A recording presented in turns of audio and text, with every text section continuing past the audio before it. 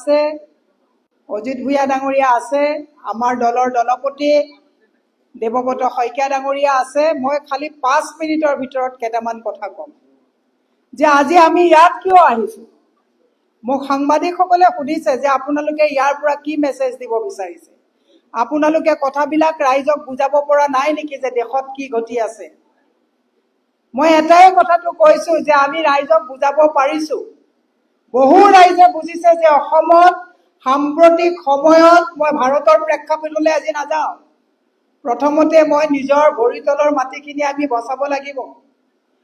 আমি সাম্প্ৰতিক সময়ত দেশত কি ঘটি আছে, আজি তাৰিখত যোৱাকালি নলবাৰীত মহিলা সবলীকৰণৰ কথা কয় আঁচনি লবলৈ গৈ 20 গৰাকীকে মহিলা আজি হস্পিটেলত চিকিৎসাধীন হৈ আছে। ৰ'দ বৰষুণত নেওচি গৈছে আৰু এগৰাকী সৰলা দেৱী তেওঁ প্ৰাণ গৈছে আৰু প্ৰাণ যোৱাৰ পিছতো লুকুৱাবলৈ চেষ্টা কৰা হৈছে যাতে মিটিঙত গৈ যে মৰিছে সেই কথাটো যাতে কোনেও গম নাপায়, এই কথাটো তেওঁলোকে ঢাকিব বিচাৰিছে।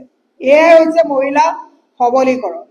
যোৱা 8 আগষ্ট তাৰিখৰ পৰা গোলাঘাটত দশমী দুৱৰা বুলি এগৰাকী যুৱতী আত্মহত্যা হৈছে আৰু তেওঁ আত্মহত্যাৰ পৰা আত্মহত্যাই হৈছে নে হত্যাই হৈছে প্ৰমাণ নস্যাৎ কৰিবৰ কাৰণে তেওঁৰ সেই আত্মহত্যা কৰা ৰছীডালো জ্বলাই দিয়া ন্যায় পায়।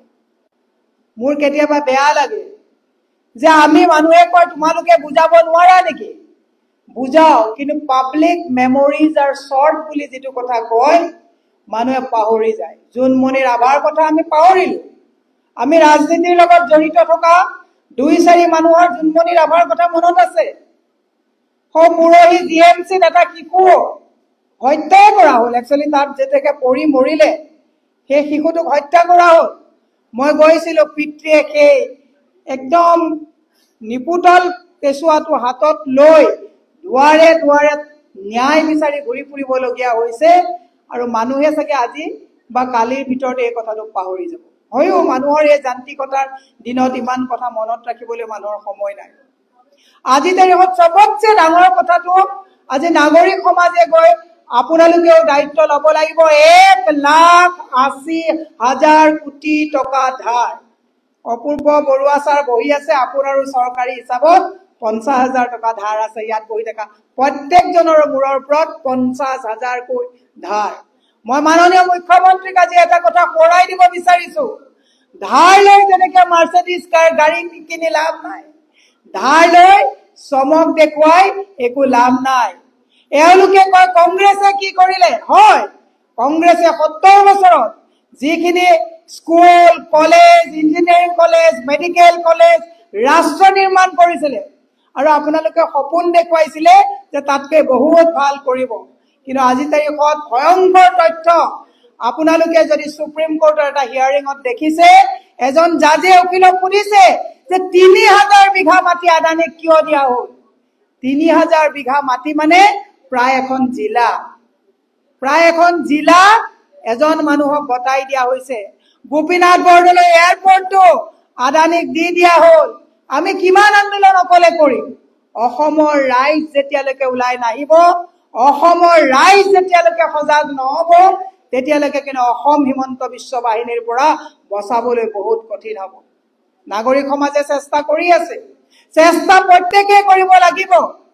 আজি তাৰিখত এফালে ধাৰ লৈছে, এফালে আঁচনি দিছে। আমি আঁচনি দিয়াত আপত্তি কৰা নাই। মই আহি থাকোতে এজন মিচিং ল'ৰাই মোক কৈছে, বাইদেউ 20 টকাৰ বস্তু যদি 80 টকাত কিনিব লাগে, 1200 টকাৰ আঁচনিৰ কিবা লাভ আছেনে? এই অংকটো অসমৰ সুধী সমাজে বুজি পাব লাগিব।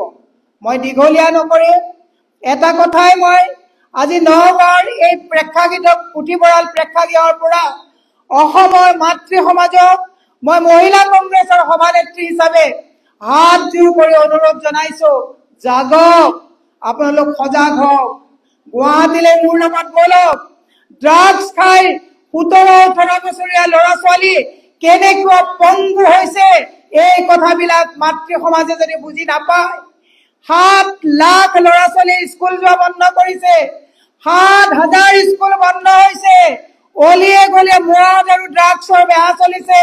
অসম কোন দিশত গৈ আছে এই কথাটো মাতৃ সমাজে হৃদয়ঙ্গম কৰিব পাৰিব লাগিব। মুখ্যমন্ত্ৰীয়ে নিজেই কৈছে যে অসমৰ পৰিস্থিতি ভাল নহয় আৰু এই পৰিস্থিতিৰ পৰা বাচিবলৈ মুখ্যমন্ত্ৰীয়ে কৈছে বন্দুকৰ অনুজ্ঞাপত্ৰ লওক।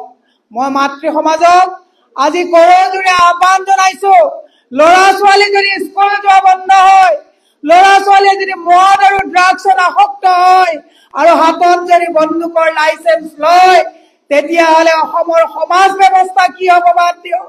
পিতৃ মাতৃ ল'ৰা ছোৱালীৰ ওচৰত সুৰক্ষিত হয় নে নহয় এই কথাটো আজি নাগৰিক সমাজৰ মিটিঙৰ পৰা গৈ হৃদয়ঙ্গম কৰিবৰ কাৰণে মই আহ্বান জনাইছো।